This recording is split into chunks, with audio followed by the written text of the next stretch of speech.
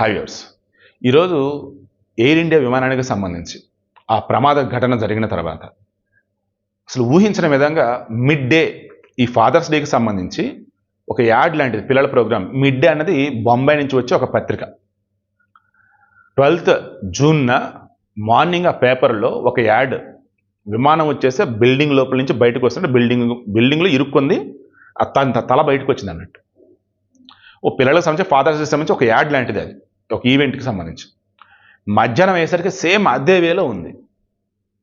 ఇది ఒక కోయిన్సిడెన్సా? తర్వాత గతంలో ఈమె షర్మిష్ట అని చెప్పేసి ఒక ఆస్ట్రాలజర్ గుజరాత్ 2024లో ఆమె విమాన ప్రమాదాలకు సంబంధించి ఒక అలర్ట్ జారీ చేసింది.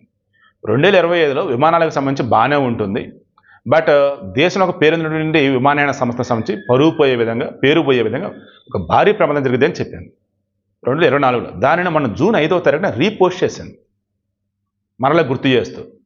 దాని వారానికి ప్రమాదం జరిగింది. ఇదో కోయిన్సిడెన్స్. తర్వాత ఇంకో అతను ఏకంగా డేట్తో సహా చెప్పాడు లాంగ్ బ్యాకే, జూన్ 12న పగలే భయంకరమైన విమాన ప్రమాదం జరగబోతుందని. ఇదో కోయిన్సిడెన్స్. ఎన్ని కోయిన్సిడెన్స్లు ఉన్నాయంటే ఈ ప్రమాదానికి సంబంధించి అసలు ఎవరు ఊహకు అందటం లేదు అసలు. అంటే ఊహించారా? వీళ్ళకి తెలుసా? ఇప్పుడు అందరం విచారించాలా? లేదన్నప్పుడు వదిలేసి మన ఎంక్వైరీ మనం చేద్దామా? వాళ్ళకి అర్థం కావట్లేదు. మీరు చెప్పండి, ఇన్ని కోయిన్సిడెన్స్లు ఎలా ఉన్నాయి? జాతకం ఏంటి, ఇమాజినేషన్ ఏంటి, ప్రిడిక్షన్ ఏంటి, యాడ్ ఏంటి, ఇన్ని కలగలిపి ఒకే రోజు ఈ రకంగా అంటే ఎక్కడో డౌట్ రావట్లే మీకు? నాకైతే డౌట్ వస్తుంది. పక్కా ప్లాన్. ఆ ప్లానింగ్లో భాగంగా మరి జనానికి ఎలాగో లీక్ అయ్యి ఉండొచ్చు.